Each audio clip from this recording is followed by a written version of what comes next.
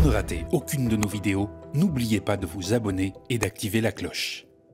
Mardi, Mathilde Panot, la présidente du groupe France Insoumise à l'Assemblée nationale, était convoquée par la police dans le cadre d'une enquête pour apologie du terrorisme. Cette convocation n'est en fait que la suite d'une longue liste de procédures plus discrètes visant des intellectuels, étudiants, associatifs, syndicalistes ou politiques soutenant la cause du peuple palestinien. Toujours pour le même motif, soupçon d'apologie du terrorisme, sur la base d'une interprétation très large de cette notion.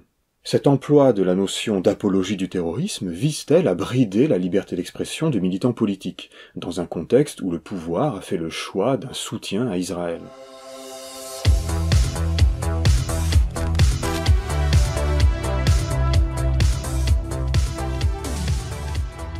Le nombre de signalements et de plaintes pour apologie du terrorisme a explosé depuis les attaques du 7 octobre perpétrées par le Hamas. Selon Mediapart, 385 signalements pour des propos liés à la guerre au Proche-Orient ont été transmis à la justice entre le 7 octobre et le 31 décembre 2023. Une enquête a été lancée dans presque tous les cas. Pour toute l'année 2022, il y avait eu 500 signalements. Et encore, pour tout sujet confondu, pas seulement pour le Proche-Orient. La chef des députés LFI et Rima Hassan, candidate LFI pour les européennes, ont été convoquées dans le cadre d'une enquête pour apologie du terrorisme. Alors, l'audition de Mathilde Panot est liée à un communiqué de presse officiel publié le 7 octobre 2023 ici à l'Assemblée nationale par le groupe LFI, dans lequel on pouvait lire « L'offensive armée de forces palestiniennes menée par le Hamas intervenait dans un contexte d'intensification de la politique d'occupation israélienne ». La question est donc de savoir si les propos rentre dans le cadre de l'apologie du terrorisme ou s'il s'agit tout simplement de liberté d'expression. L'équivalent du délit d'apologie du terrorisme était auparavant inscrit dans la loi sur la liberté de la presse de 1881, un environnement juridique beaucoup plus favorable à la liberté d'expression. Après les attentats de Mohamed Merah en 2012, François Fillon, alors Premier ministre de Sarkozy et partisan d'une plus grande réponse répressive, proposa alors d'inscrire dans le droit commun le délit d'apologie du terrorisme. Mais c'est en 2014, sous Hollande, que le ministre de l'Intérieur Bernard Cazeneuve fit passer ce délit dans le code pénal. Ce qui facilite le placement en garde à vue, permet des convocations, des comparutions immédiates, et aussi allonge le délai de prescription. Alors qu'auparavant, le cadre procédural incitait les autorités à n'y avoir recours que pour des cas les plus extrêmes et les plus évidents. Le nouveau texte peut alors s'étendre pêle-mêle à des déficients intellectuels, ce sont des véritables cas, des abrutis sur des réseaux sociaux, des enfants qui cherchent à faire leur malin en perturbant une minute de silence, des ivrognes voulant provoquer des policiers, et donc maintenant la présidente d'un groupe parlementaire pour un communiqué qu'on peut juger, certes, avoir été rédigé sur un coin de table.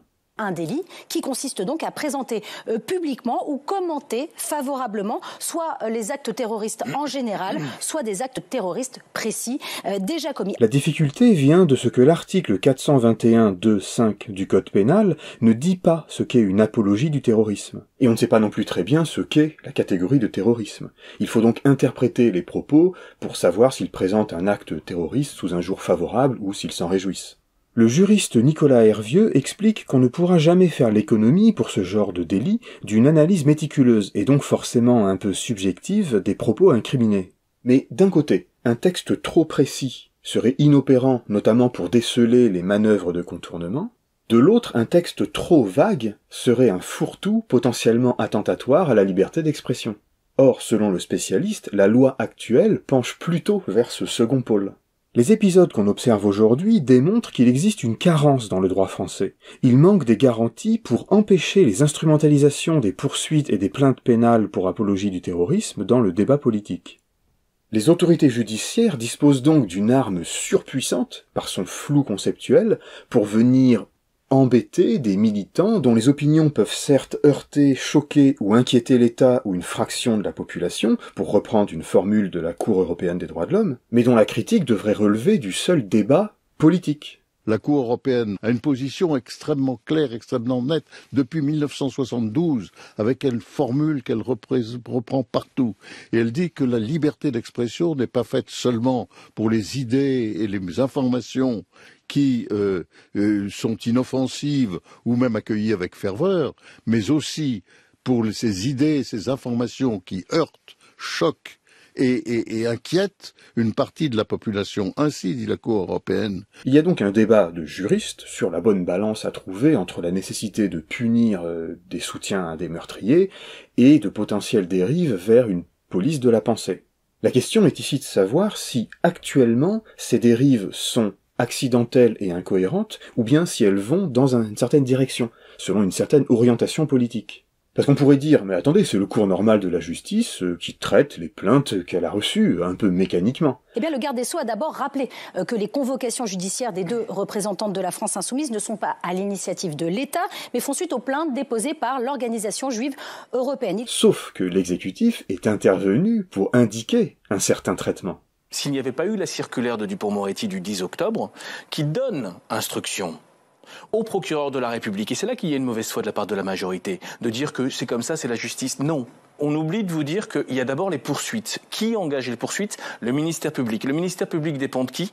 De la chancellerie. Donc quand je vous dis que c'est une organisation des restrictions manifestes et dangereuses et une criminalisation de l'expression politique, c'est véritablement organisé par la majorité gouvernementale. En effet, dès le 10 octobre, une circulaire du garde des Sceaux appelait le système judiciaire à une réponse pénale ferme et rapide contre les actes antisémites et l'apologie du terrorisme. Par ailleurs, il y a quelques minutes, j'ai signé une circulaire pour demander un traitement immédiat, un traitement ferme et naturellement un traitement systématique de toutes ces infractions.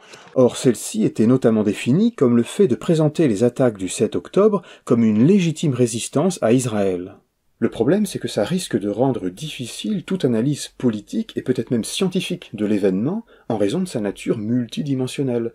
Tout à la fois crime de guerre, crime contre l'humanité, potentiellement génocidaire, mais aussi réaction de résistance face à une force armée, mais aussi employant une technique terroriste, etc., etc. On doit pouvoir débattre librement de tous ces qualificatifs, à condition évidemment de ne pas s'en réjouir.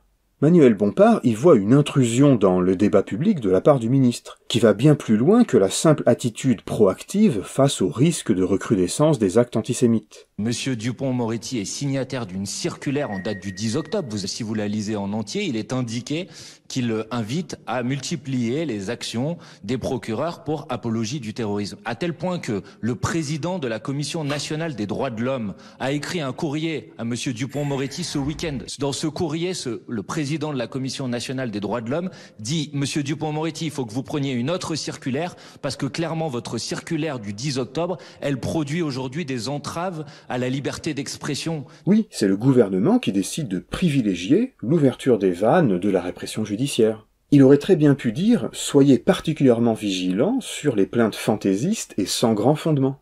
Le juge risquant alors d'être moins une force équilibrant le pouvoir exécutif qu'une courroie de transmission, dans le registre judiciaire, des préférences politiques de l'exécutif. J'accuse, vous dévoyez les moyens de l'antiterrorisme pour faire taire les voix de la paix et criminaliser les militants. Alors comprenez bien un peu la technique sous-jacente. La plupart de ces plaintes feront pchit. Mais l'ouverture d'une enquête ou une convocation, ça suffit à intimider. Surtout en ajoutant les délais durant lesquels les autorités judiciaires ne donnent pas de nouvelles. C'est un moyen implicite d'éviter la réitération, car le mis en cause s'auto-censure, puisqu'il ne sait pas de quoi il va écoper pour son premier message.